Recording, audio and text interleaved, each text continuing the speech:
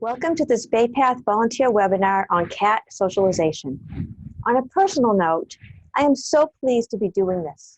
I often feel that at shelters that are both cat and dog, that the dogs are the stars and the cats are the second-class citizens. So to know that at BayPath, there are dedicated volunteers who will give up their valuable time to attend a webinar solely dedicated to helping the more difficult cats makes me very happy. So let's get started. Stimulation is very important for shy and fearful cats, and you need both hunting opportunities and stimulating activities. These opportunities to play come in two forms: solo play and interactive play with a fishing pole type toy. Let's talk about solo play first. For solo play, it is important to set up some interactive activity toys for a shy cat to use during the day. You can use these so he plays more during the day, and this allows him to have the feeling of a capture. Puzzle feeders left out during the day will break up his daytime sleeping and give him an activity that is engaging to both his body and his brain. We want a fearful cat to be busy and active and exercising his natural hunting muscles. Environmental enrichment plays a huge role in keeping a shy cat happy and stress-free. There has to be enough mental and physical stimulation so a cat does not sit around focusing on his own fear, anxiety, and stress. Puzzle feeders can help a cat stay active in using his brain in a way that focuses more on accomplishing a task rather than falling victim to frustration. Now, when you set up toys, choose ones that will stimulate and occupy a cat's brain. You don't have to spend a lot of money. Even something as simple as a ball inside an empty tissue box can create a fun challenge. I want to go through the proper way to play with a cat using interactive play to satisfy the cat's prey drive and to help him bond with a person at the same time. We want your cat to be bonding with the person as he's having opportunities to hunt and capture. This will create positive associations with humans with those shy and fearful cats. Interactive play for a cat will strengthen his bond with you, provide stimulation, and the good feeling of being a hunter. This also helps to teach the cat that he will get ample opportunities to hunt in a satisfying way with a human as part of the game. Try to do this twice a day for 15-minute sessions. This type of play can be used as part of a behavior modification program for shy and fearful cats. For interactive play, you want a fishing pole type toy. This allows the toy to be the main focus because the string essentially becomes invisible once the cat's prey drive kicks in. For a successful and beneficial interactive play session, you have to trigger your cat's prey drive. And the way to trigger it is to move the toy like prey. Think of it as the feline version of hide and seek. Alternate fast and slow, high and low, hide behind furniture, and so forth. Don't dangle the toy in the cat's face or move it too wildly about, as that creates a defensive reaction, and that is not fun. An extremely important rule of interactive play has to do with success. For this to be beneficial and fun, your cat needs to have multiple captures. When you are interactively playing with your cat, the game isn't about how long you can keep the toy away from the cat. It's about how rewarding the session is for the cat. The cat needs to have multiple captures. It can't be too much of a challenge, and he has to be able to successfully grab the toy in his mouth or in his paws. Sometimes people get too carried away with keeping the toy out of the cat's reach, and that just ends up adding to the cat's frustration or tension. Follow the cat's lead. After a capture, let him enjoy it for a little bit, and when he notices that the prey is not responding, he will loosen his grip, and you can start up again. Always let the cat enjoy his capture for a little bit before going on with the game. It sounds so simple, but it makes a huge difference in the session being rewarding for the cat. The captures are what get all of those feel-good chemicals flowing. And these feel-good chemicals will make the cat love people as well as the shelter as a place to hunt, have fun, and get satisfying captures. When you are ready for the session to come to an end, don't just look at your watch and say, oh, well, would you look at the time? It's been about 10 or 15 minutes. I guess the session is over. Don't abruptly end. Slowly wind down the movements, almost as if the prey is getting tired or injured. As the toy gets slower and eventually the prey dies, the cat will start to relax and feel as if he has accomplished a grand final capture. Finish the game with a really yummy treat that you know your cat likes. Since play therapy simulates a hunt, it is especially rewarding for the cat to enjoy a feast after the capture. And this creates even more positive associations. Most people don't end the game with a final capture and a treat, but this is necessary for the cat to tap into her natural hunt, eat, relax cycle. This is the problem with the laser pointer. The whole point of play therapy is to allow your cat to have multiple captures. It's the captures that create the bond, the positive associations, and the feeling of satisfaction for the cat. I do not recommend using a laser pointer to play. Think about the laser pointer. Your poor cat is pointlessly chasing an elusive red dot that can never be captured. Look at the cat. Certain of a sure catch, he pounces, only to find there is nothing under his paws. Your cat is left feeling frustrated, tense, and anxious.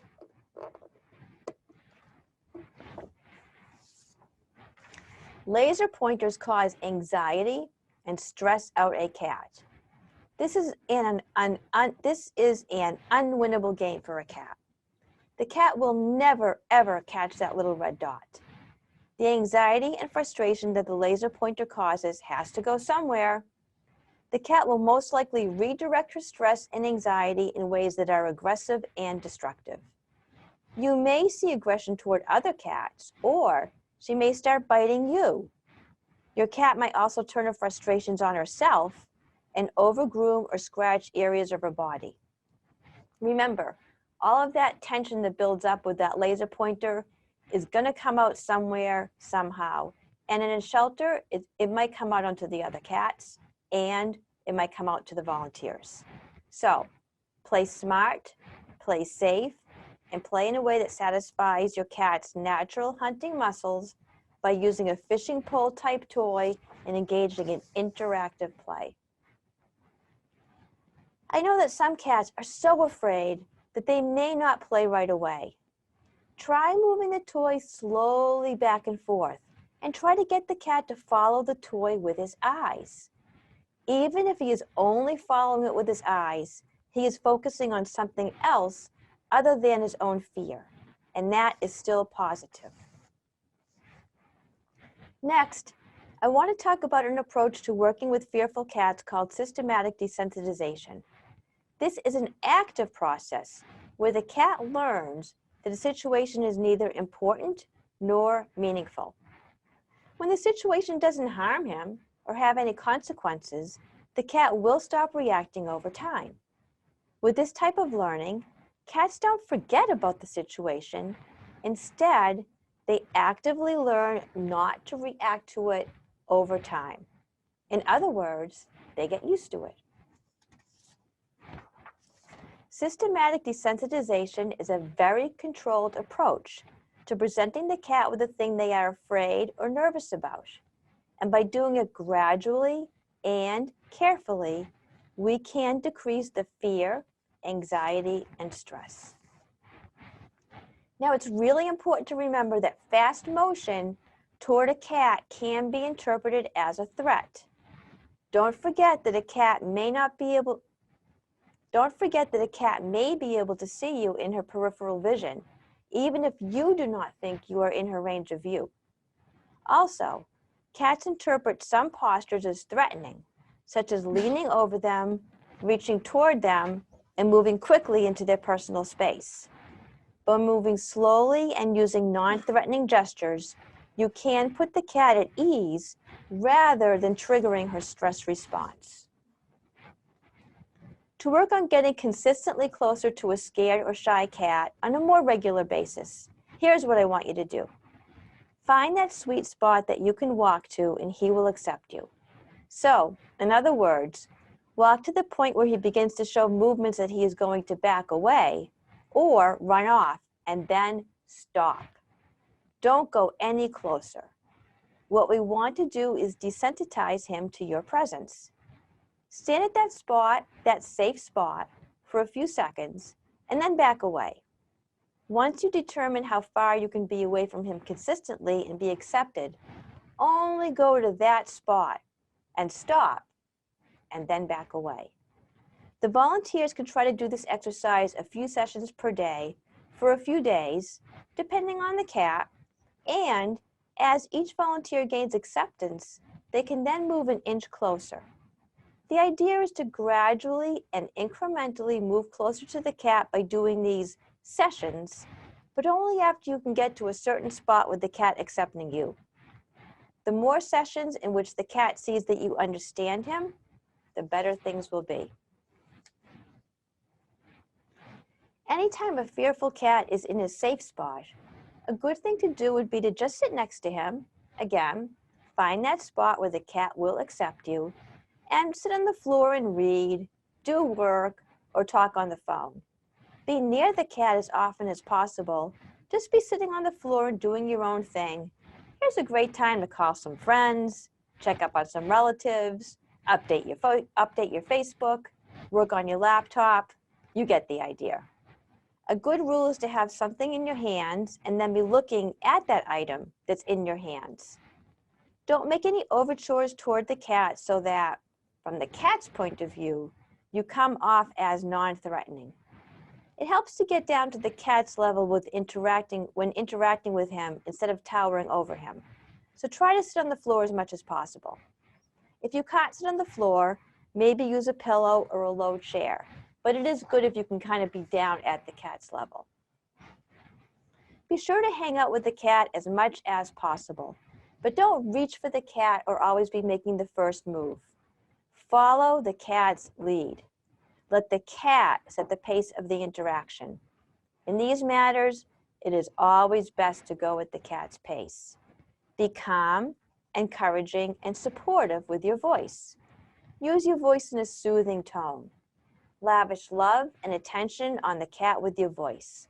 Keep telling the cat how much you love him. The cat will understand. This gradual and considerate approach is important because many cats experience what's called emotional conflict in shelters. This is when the cat has two competing emotions. She wants to be loved by the new person she meets at the shelter, but she's fearful. This is very common in shelters. We humans experience the exact same thing. For example, I can remember when I was in college, I really wanted to meet that new cute guy down the hall in the dorm, but I felt a little shy about going up and introducing myself. So think about this cat in a new environment with all kinds of new cats and all kinds of new people. They want love.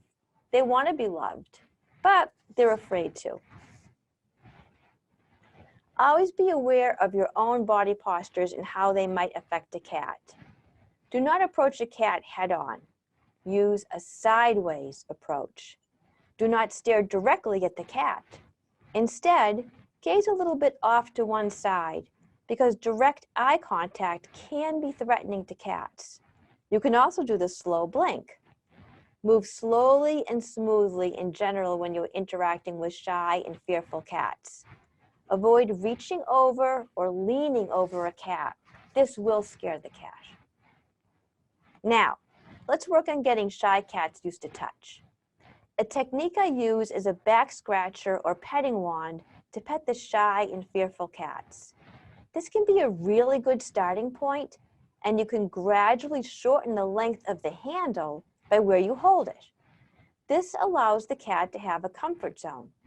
You can very gradually and conservatively move your hand closer to the end And in this way, you are desensitizing the cat to your presence, getting your hand incrementally closer to the cat in each session. Now, it's really simple to make your own petting wand. You can repurpose a fishing pole type toy and wrap something soft around one end. I'm always ripping up old t-shirts for this purpose all the time. I also take wooden spoons and rulers and put a ski hat on one end and then use an elastic band to secure it. Many cats will not let you touch them with your hands, or maybe they're not minding the touch so much, but you could tell they're very afraid. They will allow you to touch them with a petting wand. So this is a great first step. And you're part of the process because you're standing right there holding the petting wand. Try using a feather wand or a stick with a piece of soft flannel wrapped around the end to touch the cat first. You can also use feel-away spray or comfort zone spray and spray that on the feathers or fabric to help soothe the cat even further. First, slowly move the stick towards the back of the cat's neck. Gently start to stroke the back of the neck and head. Rub the top of the cat's head, but avoid ticklish areas such as the sides. Over a few days, you can move your hand down the wand each time you use it, and when you see the cat relaxing, you will see that eventually you can get your hand right beside the cache, and you can keep moving your hand down as you're rubbing gently. Finally, you can start touching the cat quickly with your own hand. I call these drive-by touches. Sort of distract the cat with a toy or food while you quickly do a drive-by and reach your hand around behind her head to touch her. Do not reach towards the cat's face with your hand. Instead, try to sneak your hand around behind, so you can even trick her into thinking it's still the petting wand. Rub the back of the cat's neck and head, but don't touch any other areas yet. Once the cat is appearing to enjoy this, you are well on your way to getting on that process to getting her used to touch. The main thing to focus on when working with cat socialization is to present anything new in gradual, incremental steps. The slower we can go, the more secure the cat will feel. So move so slowly that the cat can't get an opportunity to be afraid. If people want to learn more about cat behavior, my book, Saving the World, One Cat at a Time, is available on my website, Dr. Rachel Geller, drrachelcatbehavior.com. And I just want to thank all of the volunteers for attending this webinar tonight. BayPath volunteers rock. Thank you. If after this webinar you guys have any other questions, feel free to email me through my website, drrachelcatbehavior.com. I answer and respond to every single email I get. So after watching this, you come up with other questions, or you're working with a particular specific cat or situation that makes you wonder, hey, what else can I do for this cat? Reach out to me at any time. And I want to thank everybody very much for attending this webinar. I'm going to be taking questions now. And if I don't get to your question, please go to my website, drrachelcatbehavior.com. I have a submission form on the website, and feel free to fill that out, ask your question, and I will get to everybody's question that I may not have had time for tonight. And I think I'm here. Okay, so hi, Rachel. How do you determine when to allow a cat a period of time to decompress versus the systematic desensitization you discussed? Okay, that's a great question. So what I usually suggest is, if you're keeping the cat in a small room or the cat is in the shelter, if the cat won't accept you anywhere near him, he's probably not ready for prime time. But if you can get within maybe 7 or 8 feet, then I think you could go ahead and start the process. So it's very individual to every cat, but I would say, see how close you can get to the cat. If you can't even just sit next to the cat without the cat, hiding or running to find that safe spot, he's probably not ready yet for prime time. But at some point, you do want to start getting the cat used to you. So even if you have to be, I've said to people, it's okay if you sit in the doorway. So if the cat's in a room or the cat's in the shelter, it's okay just to sit in the doorway of that room or the doorway to the cat room in the shelter and just be there as a first step to get the cat used to you. You can also use your voice, as I said, as much as possible, because anytime you can get the cat used to hearing your voice, that's a really great beginning. If the cat is super duper fearful, another thing you can do is some scent swapping.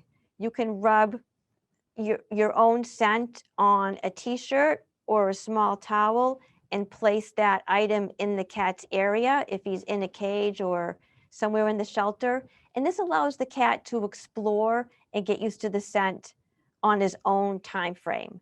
And sometimes with cats, especially really fearful cats, the best thing to do is to let that cat think it was all his idea to start reaching out to you.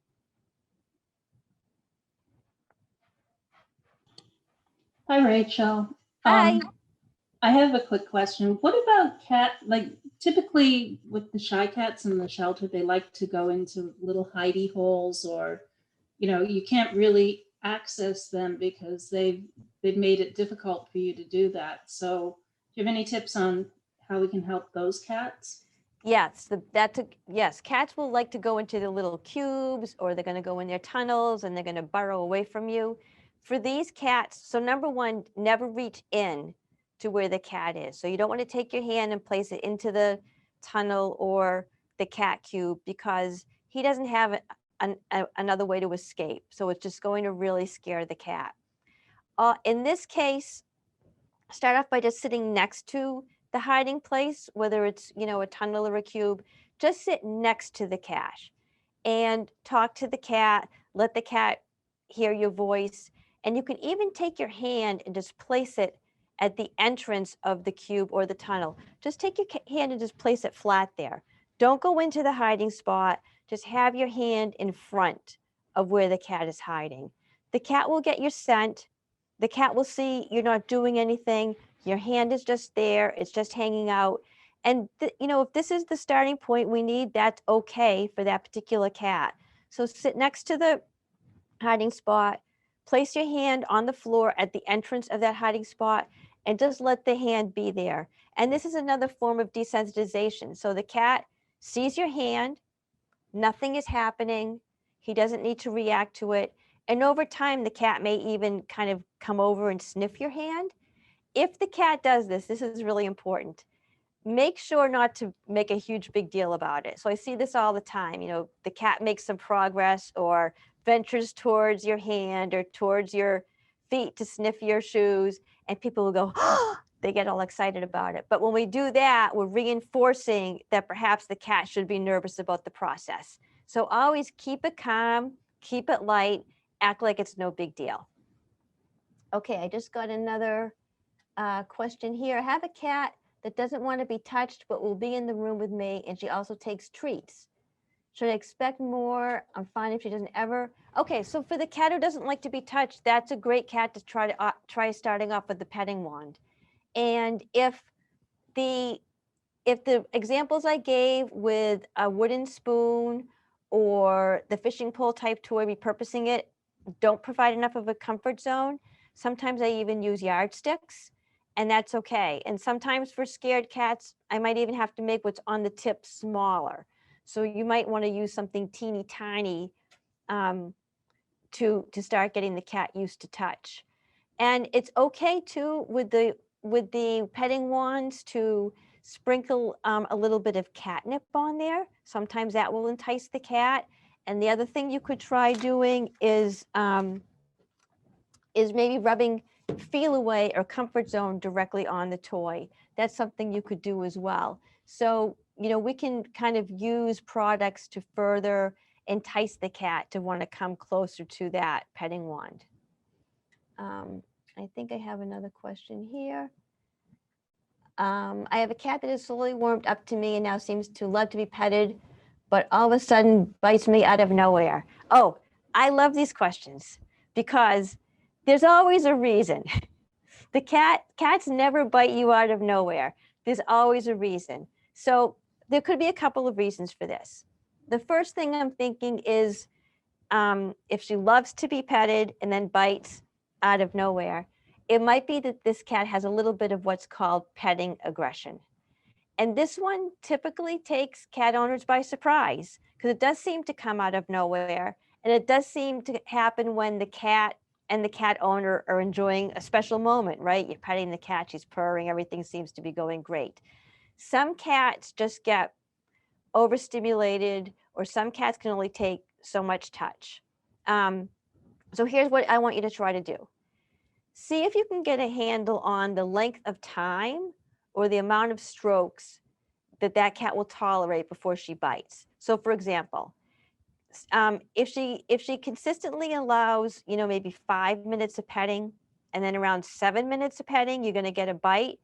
What I want you to do is only pet her for 3 minutes and then stop. Same with the strokes. If she tends to be okay with 5 strokes, but then she bites, what I want you to do is consistently stop after 2 strokes. So find that length of time or the amount of strokes that you'll tolerate.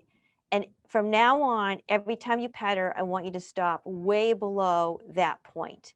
What we're doing now is when you're stopping the petting while she's content and enjoying it, and perhaps even wanting more, rather than getting to the point of overstimulation. So consistently do that, reduce the time or the amount of strokes so you never get to that point of the biting. And once we get to that point, then we can gradually lengthen the duration of the sessions or add in another stroke. But stay under her threshold, let her get used to that, and then we can slowly and gradually increase the time or increase the strokes. It's really common that some cats can only take so much. If there's some cats too can only handle so much stimulation at a time. And even though petting feels good, it is a form of stimulation. So if there's other cats in the household or other things going on and other things that the cats are paying attention to, that could be contributing as well. But typically with petting aggression, it's a very fixable problem. Stay under the cat's threshold for tolerance of touch. Be way under that. Never let it get to that point. And after we have a really solid base, you're able to pet her consistently and not get to the point of biting, then we can gradually add in time and or strokes. If that didn't answer your question, feel free to reach out to me because I have other techniques and distraction techniques that can help with that as well. But that's typically the most common reason for that behavior. Okay, let's see what else is coming. Okay, I think I'm caught up on the chat. So if anybody has any other questions, they can fill that in or take off your mute, which I let everybody take off the mute if they want to, and just shout out. Hey, Rachel, I have a question. We have a new kitten. We've had her, as you are aware, you've helped us out with her. Oh, yay. Yeah. I hope I've been helpful. No, you've been great. In fact, she's a social with the other two. Our Willow is very food motivated, so that really worked to make a good association there. Trixie is not food motivated, and you had provided me with some suggestions, even if she was just sitting off to the side and watching. So the new thing is Trixie will hiss at Annabeth, and then Annabeth will just full on charge at her. So any tips to redirect that? Okay, so the best way to distract and redirect is to use a combination of play, food, and using that to shift the cat out of that aggressive mode and into a positive mode. So here's how it works. So Annabeth is chasing Trixie. Did I get it right? Okay. So what we want to do is distract Annabeth with a toy. And I like using fishing pole type toys. If anybody's attended any of my sessions at all, you know I'm a big fan. And the reason I am is because it always makes you part of the game. And that's really important for a cat. So distract Annabeth with a fishing pole type toy. Most cats would much rather go after the prey than the other cat. So the idea is to trigger the cat's prey drive. When we trigger a cat's prey drive, we shift the cat out of aggressive mode and into a very positive, feel-good mode of a hunter. Cats like this mode. So we're now taking something that's negative and turning into a positive. So distract your cat with a fishing pole type toy, and then conduct what I like to call a little impromptu interactive play session. So just like I described already, now we're going to launch into this little play session where we provide multiple captures, a juicy final capture, and a treat. So by doing this, we've now taken her out of an aggressive mode into a positive mode, and now we're leaving her relaxed and content, because providing the treat is going to put her into her natural hunt, eat, relax cycle. And that's really important for a cat. The other thing is when you do the capture and the treat, it releases in the cat's brain all of her feel-good chemicals. So now she's feeling great. And this is a positive way of teaching a cat better behavior, because she's getting playtime, she's feeling great, she's getting treats, and she's playing with you when she does not do the aggressive behavior. So when she does the aggressive behavior, chasing after Trixie, she's basically getting nothing. Maybe she's getting you upset, but nothing positive is happening. When we redirect the cat with play, we're giving her a reason to like her new behavior, because she's getting so many things that are important to a cat when she engages in that behavior. The other thing that's great about this method is, say you were wrong and Annabeth wasn't going to go after Trixie. The worst thing that happened was that she got an extra play session. So nothing bad can happen by preempting this behavior. So things like spray bottles or clanging things or yelling, those may work in the moment, but they're not going to retrain your cat to have better behavior in the future. So if you can really, get a handle on, so if you know when Trixie hisses, Annabeth is going to chase, there's the time to start the play session. So you have a good advantage because you have an idea of when these things are going to happen. Some people, they say, try to get a handle on when these things happen, but you already know. So as soon as that hiss occurs from Trixie, whip out that fishing pole type toy and distract, redirect, interactive play, food, cat's happy. So here we go. So Trixie remains safe.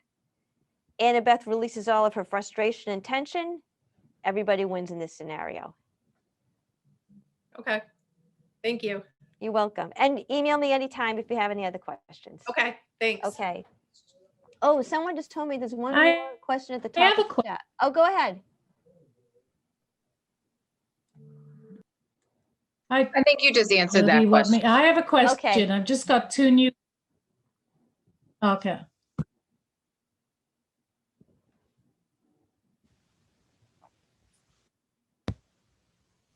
And I have a question. Okay. I just got two cats, the new fosters, and one of them is very timid about touch, and we've started today where he's allowing my touch slightly behind the head.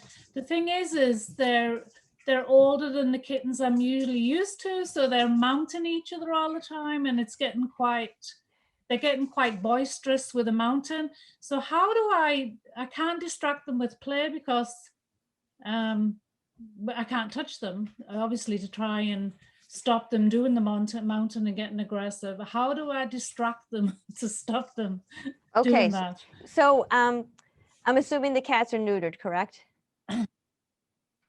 No, they've just come into me. They came into me 2 days ago. They're having medical treatment. Okay. So they've not been neutered yet. Okay. So they're doing a lot of. Got it. Okay. So a lot of this problem is going to resolve on its own once you get the cats neutered. So don't worry too much. But you can still distract and redirect.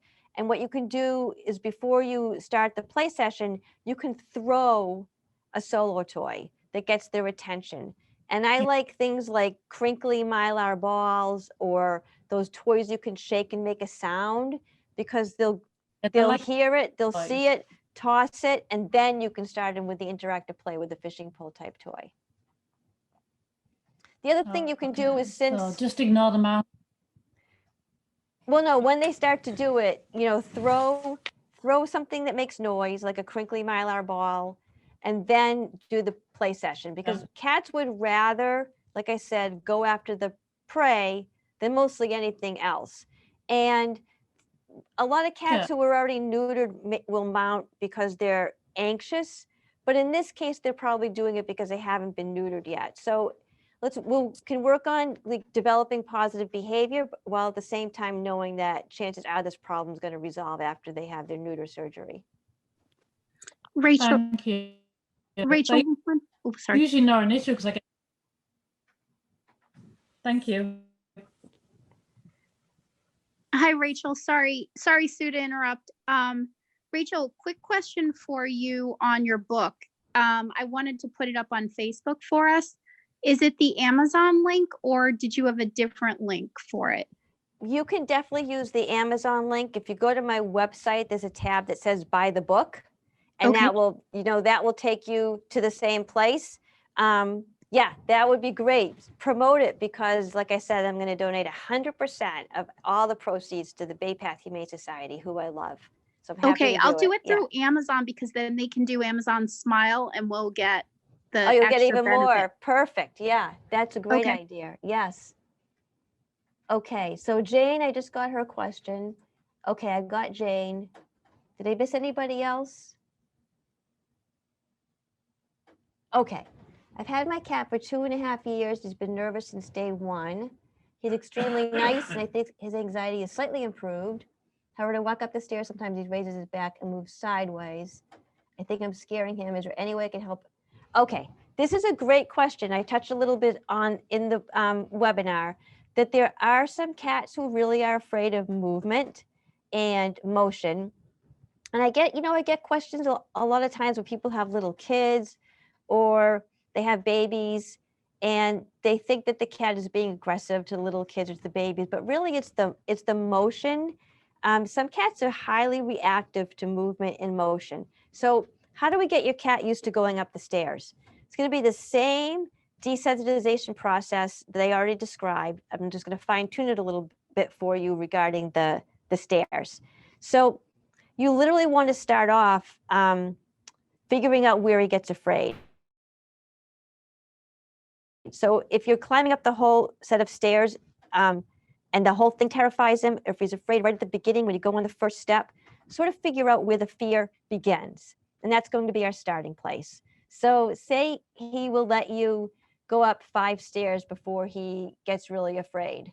We're going to do sessions where we only go up those 4 or 5 stairs, stop, hang out a little bit, let him get his bearings, let him see nothing bad is happening, and then come back down. And after several days of doing that, we can add in another stair. So we go up 5 stairs, the cat gets used to it, he sees nothing bad happens, the motion doesn't cause him any harm, the motion isn't having any negative consequences, the motion is, completely non-consequential. Then we can add another step in. So then we go up 6 steps, hang out a few seconds, let him see no big deal, and then just slowly come back down. And when that's going okay, he's accepting that, again, we can add in another step.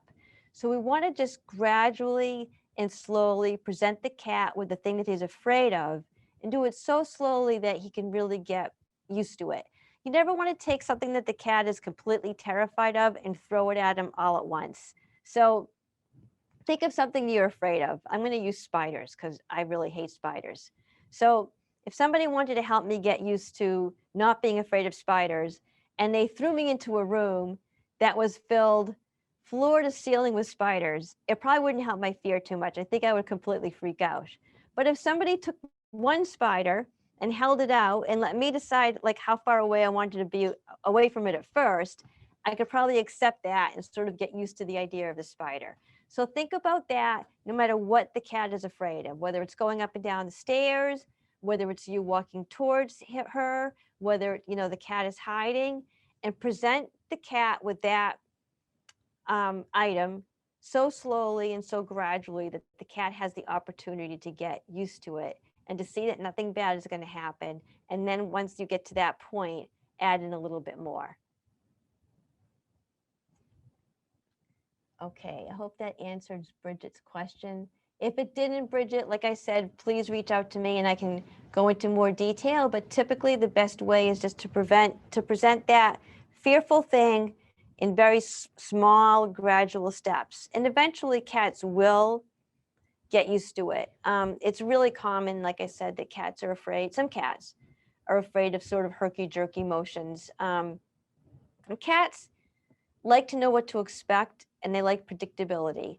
So when they figure out what they can expect with the going up and down the stairs, they'll be okay with it.